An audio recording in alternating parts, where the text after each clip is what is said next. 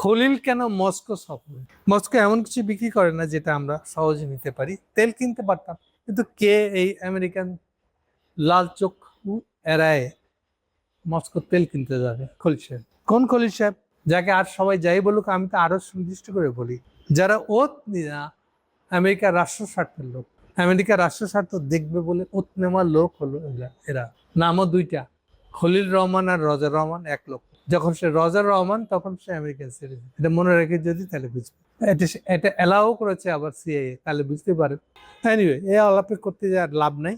তাহলে খলিল কেন মস্কো সফরে গেছে এই প্রশ্নের উত্তর দিব।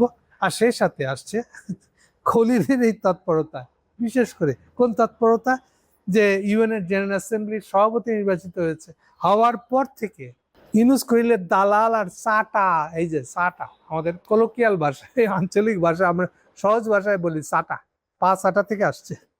তখন আপনার অটোমেটিক্যালি আপনি নিজেই একটা বলয় বানায় ফেলাবেন, গ্লোবাল নেতা হয়ে যাবেন আপনি। একদম সোজা কথাটা বলে দিলাম। গ্লোবাল নেতা হওয়ার সোজা রাস্তা হলো, আপনাকে নিজে বলতে হবে না, দাবি করতে হবে না আমি গ্লোবাল নেতা। যখনই জানতে পারবে আপনি কম সুদে লোন দেন, অটোমেটিক্যালি এই দেশগুলো গুড়গুড় করবে আপনার চারপাশে। এই কম সুদে লোন নেওয়া হচ্ছে। আমেরিকার এই জগৎটা চলে গেছে, এটা ছিল আমেরিকা, এইটা দিয়েই তো আমেরিকা উঠছে 45 সালের পরে। সাধারণ পরিষদের সভাপতি হয়ে যাওয়ার মানে হলো উনি কিন্তু বেতন পাইবে না, কিন্তু উনি 4-5টা সহকারী নিতে পারবেন, তাকে সাহায্য করবে যারা, এরা কিন্তু বেতন পাইবে টেম্পোরারি ওই 1 বছরের জন্য। এইবার বাংলাদেশে এই চাটার দলের মধ্যে উঠোপুটি লাগছে, কে কার আগে এমন প্রশংসা করবে ইউনুস খলিলের যে একের ইউনুস খলিল তাদেরকে খুঁজে ডেকে নিয়ে যাবে।